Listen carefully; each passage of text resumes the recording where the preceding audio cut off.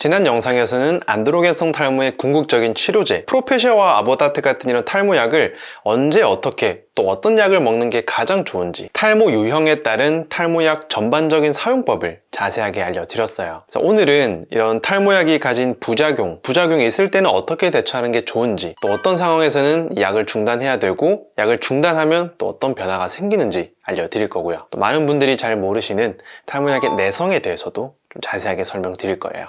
오늘 내용도 되게 중요한 만큼 집중해서 뒷부분까지 보시면 많은 도움이 되실 거예요.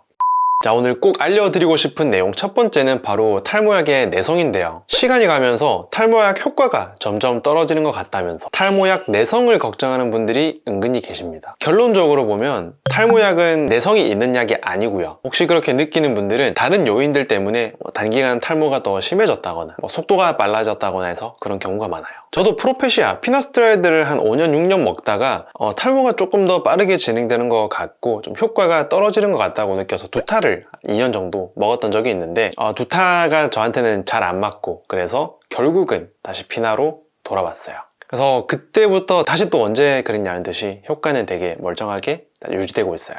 그래서 탈모약 내성 같은 건 없으니까 걱정 안 하셔도 되고요. 갑자기 악화되는 다른 요인을 찾아보시는 게 훨씬 더 좋다는 점 말씀드리고 싶어요. 자, 그래서 다음 두 번째 내용은 탈모약을 언제까지 복용해야 되나 입니다. 효과적인 면에서 보면 이게 내성이 없는 약이기 때문에 중단할 이유가 전혀 없는데, 약을 오래 먹으면 몸에 안 좋다, 장기 복용하면 부작용이 생길 가능성이 높아진다, 이런 생각들 때문에 약을 먹다가 어느 정도 효과를 보면 막연한 불안감에 중단하시는 분들도 많고요. 아니면 더 이상 효과가 증가하지 않아서 중단하는 것도 크고요. 프로페시아나 아보다트 같은 이런 탈모약들은 안드로겐성 탈모의 궁극적인 이런 원인인 DHT를 억제해주면서 모발을 좀 굵게 만들고 이렇게 탈모 속도를 늦춰주는 역할을 하는데, 이런 탈모약의 효과는 증가하면서 시간이 지나면서 조금씩 꺾이기 시작해요. 그게 한 1년 6개월까지는 상승 곡선을 그리는데 1년 6개월이 넘어가면서부터는 수평을 그리게 되고요.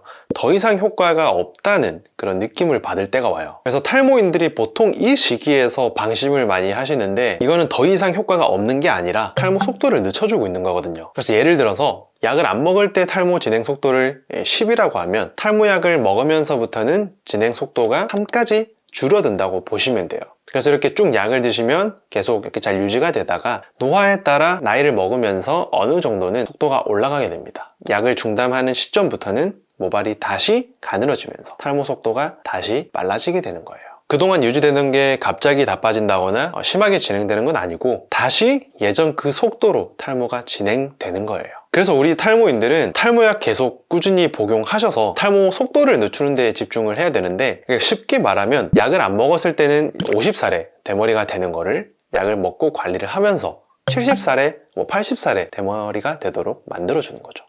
자, 마지막으로 제가 알려드리고 싶은 세 번째 내용은 탈모약 부작용의 실체입니다. 환자분들이랑 이야기를 나누다 보면 제일 흔히 걱정하시는 부작용이 바로 성과 관련된 부작용이에요. 강직도 저하, 성욕 저하, 사정장애 같은 성과 관련된 부작용들인데, 그 중에서도 강직도가 예전 같지 않다, 발기부전을 제일 무서워하시더라고요. 자, 2019년에 발표된 탈모약 부작용 관련 메타 분석 리뷰 논문을 한번 볼게요. 피나스트레이드를 복용한 군, 또 위약을 복용한 군, 이렇게 두 군으로 나눠서 진행을 했는데, 성 관련 부작용을 비교하였더니 피나스트레이드를 복용한 군에서 더 높게 나타났어요. 특히 강직도 저하, 발기부전 부작용은 2배 가까이 더 높게 유의미하게 나타났다는 거. 그래서 피나스트레이드를 복용하면 성 관련 부작용 경향성이 더 높아지는구나, 이렇게 알 수 있는 거죠. 그런데 이렇게 발기부전 부작용이 거의 2배 가까이 높아진다라고 하면 크게 와닿고 좀 무서워하시는 분들이 있는데, 그냥 이런 거예요. 탈모약을 안 먹으면 발기부전 증상이 있을 가능성, 그러니까 1000명 중에 1명이라고 보면 탈모약을 먹었을 때는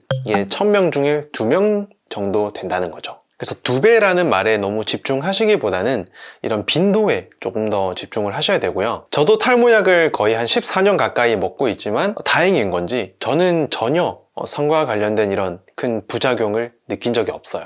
대부분 제가 진료하는 환자분들도 큰 부작용 없이 잘 복용하고 만족하고 계시니까 너무 탈모약에 대해서 거부감을 가지실 필요는 없다는 거예요. 또 한 가지 이 논문에서 보셔야 할 점은 두타스트리드를 복용한 군에서는 성 관련 부작용이 유의미하지 않았다는 거예요. 물론 표본이 한 370명 정도로 막 엄청 크지 않긴 했지만 두타가 더 강하니까 성 관련 부작용도 더 강하고 흔하지 않을까, 그런 걱정하실 필요는 없고 꼭 그런 건 아니라는 거죠. 물론 더 필요하고 몽롱하고 그럴 가능성은 없지 않아 있겠지만 너무 걱정하실 필요 없다는 거.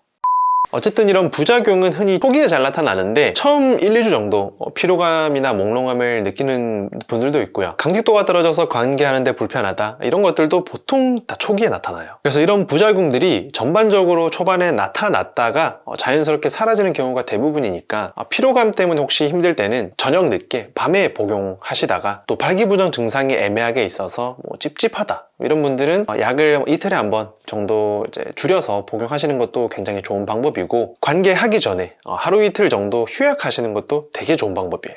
실데나필이나 타다라필 같은 이런 발기부전 치료제를 동반하는 것도 추천드리는 방법이에요. 그런데 문제는 관계를 하기가 불가능할 정도로 강직도가 떨어지는 분들인데, 이런 분들은 약을 중단하시고 의사랑 상담하셔야 되고요. 몽롱하고 피곤한 증상이 한 달 이상 지속이 된다, 또 오히려 약을 먹기 전보다 모발이 가늘어진다, 이런 경우는 약이 안 맞는 거니까 복용을 중단하시고 주치의를 만나 보시는 게 좋습니다.